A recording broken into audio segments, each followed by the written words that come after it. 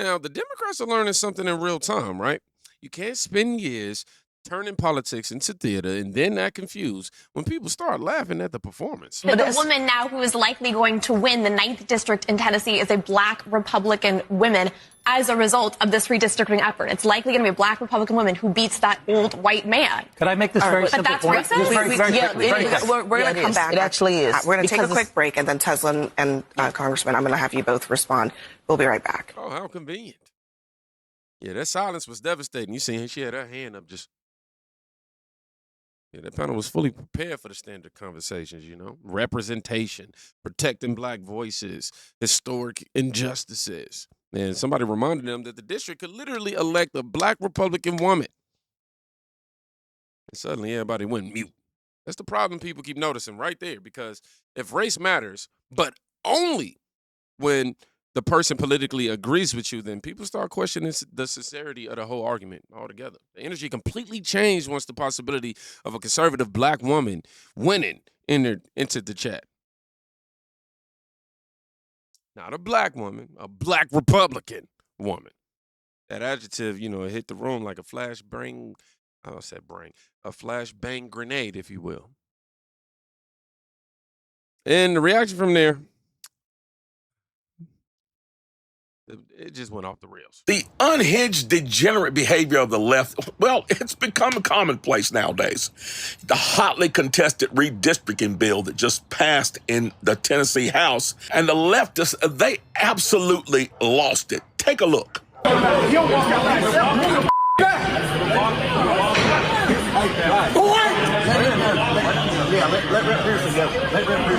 wrong with you?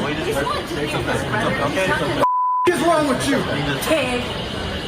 You stupid mother. Now, there was a throng of angry Democrats that stormed out of the building, but the highlight, or rather low light, was what you just saw. That was Tennessee Representative Justin Pearson. Let me say that again. That is a state representative, and his name is Justin Pearson.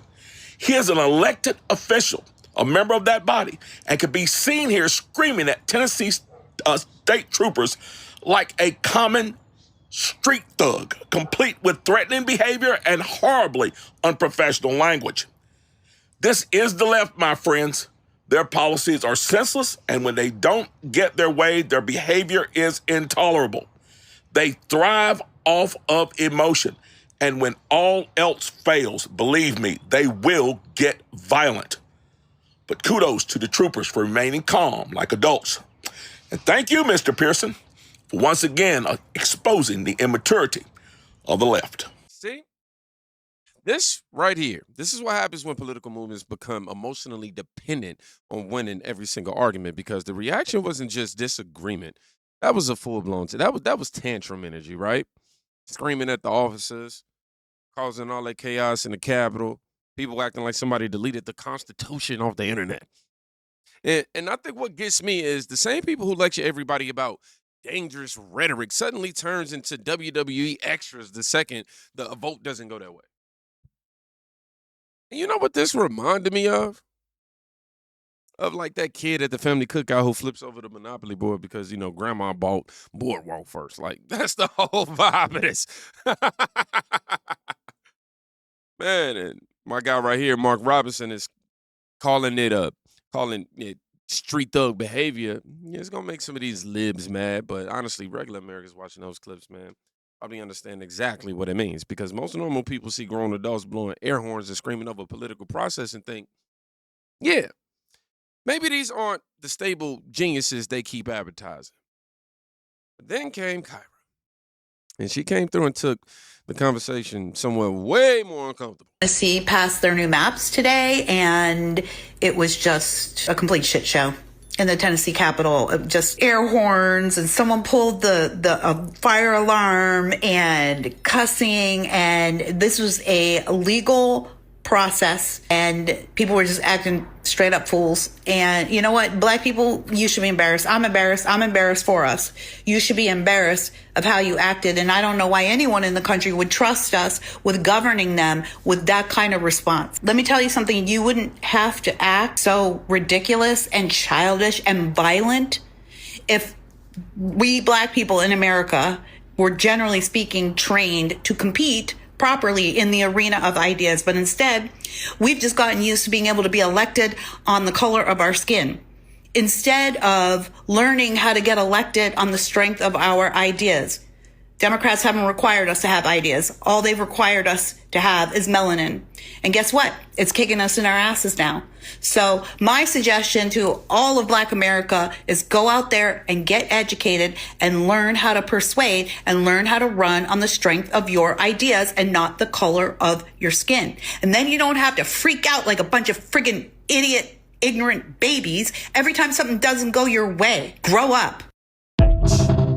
You see, that is the kind of clips that makes political consultants throw their phones, across the room right there. I'm just saying because, all right, well, she basically said if your movement can only survive through emotional, racial panic, eventually reality is going to catch up. And whether people agree or disagree, one thing she said absolutely landed.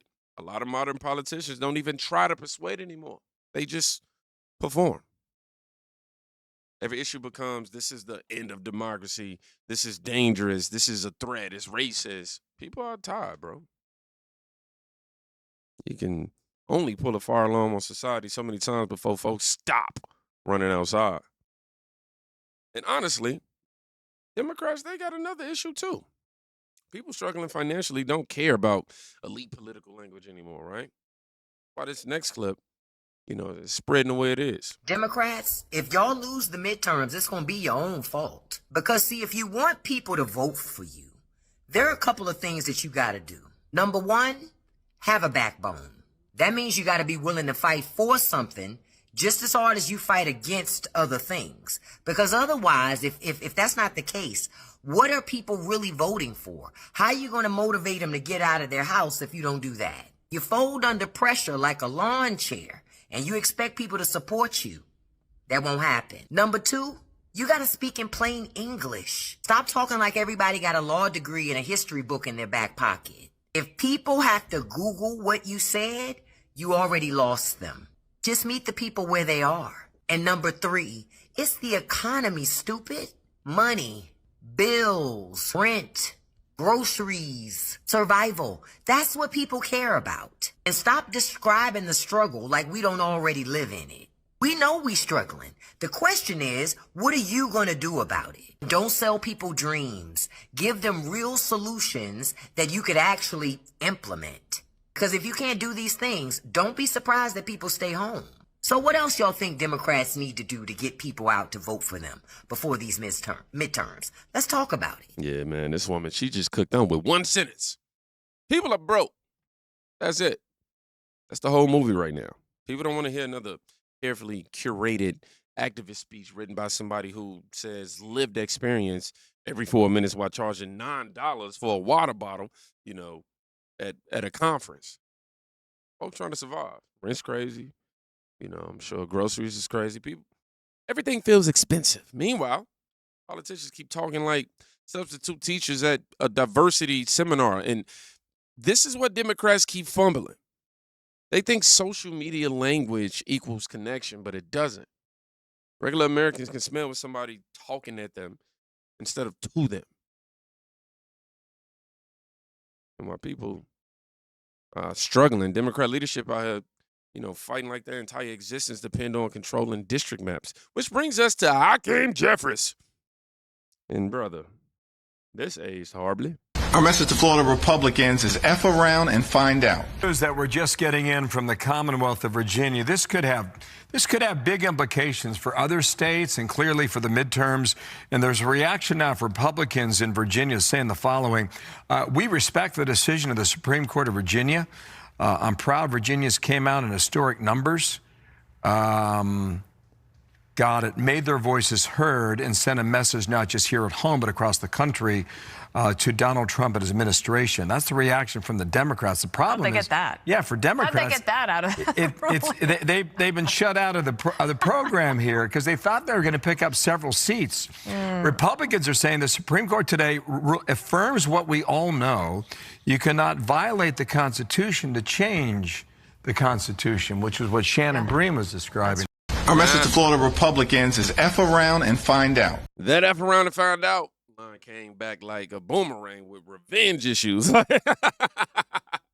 Because now, Republicans online are treating that clip like a championship replay. You know what I mean? And the funniest part about this is the timing. Jeffrey is talking tough. I don't even want to call him Jeffrey's, the off-brand Obama. Talking tough, then Virginia Supreme Court comes through and basically says, actually, this process was unconstitutional. That's a rough week. And notice something else, too. Whenever courts rule against conservatives, we're told, respect institutions. But when the courts rule against Democrats, suddenly everything start acting like a, judiciary, like the judiciary is a secret villain organization hidden underneath, I don't know, a volcano or something. Let me get my jokes together today. But at some point, people start noticing the rules only seem sacred when outcomes helps one side. And then comes the money conversation, which somehow made it even worse. We will spend tens of millions of dollars to make sure that the Republicans do not successfully manipulate voters in Virginia, and that voters have all of the information necessary to make a decision around whether they want Donald Trump to rig the midterm elections and halt the ability for the American people to decide who's in the majority, or whether the people of Virginia and the people of America should be the ones to decide. $40 million? Boy, look, if I donated that, and watch the whole thing get nuked in court, I'd be outside headquarters ringing that doorbell like the repo man. That's the part nobody, talks about enough. Political organizations burn unbelievable amounts of money trying, to emotionally manipulate voters into thinking every election is the final battle for civilization itself. Then when courts ask simple questions like, do y'all actually follow procedure? Everybody is suddenly starting to hyperventilate. And Hakeem talking about saving democracy after the court said constitutional rules weren't followed is crazy optics. It's like getting caught cheating on a test and then demanding respect for education. I'm just saying. But this next clip is what this entire thing finally gets broken down clearly, right? We ain't gonna do no screaming. We ain't gonna do no slogans. Just the core issue. From the Virginia State Supreme Court ruling the process to redraw that state's congressional maps is unconstitutional.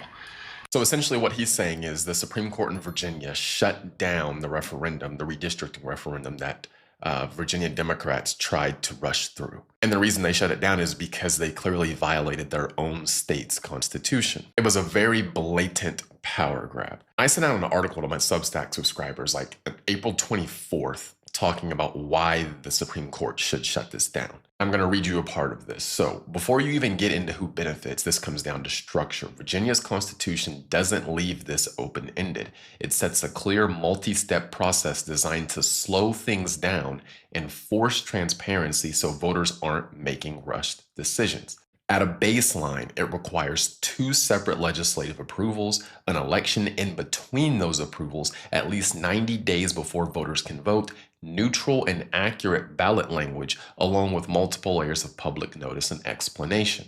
These aren't technicalities, they're what give the outcome legitimacy. These are constitutional requirements for a constitutional amendment. 4 out of 5 of those things I just listed, they did not do.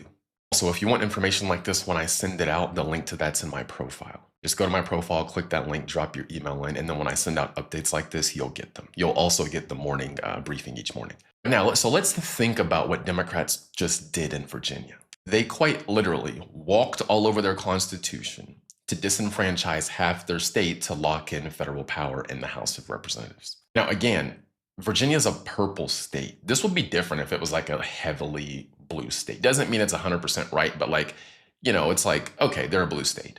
This is a purple state. This was one of the most balanced states in the nation. And Democrats were trying to essentially put it in their category permanently. So it was a blatant power grab, but on top of that, they walked all over their own constitution in the pursuit of power while saying they're defending democracy. Think about that.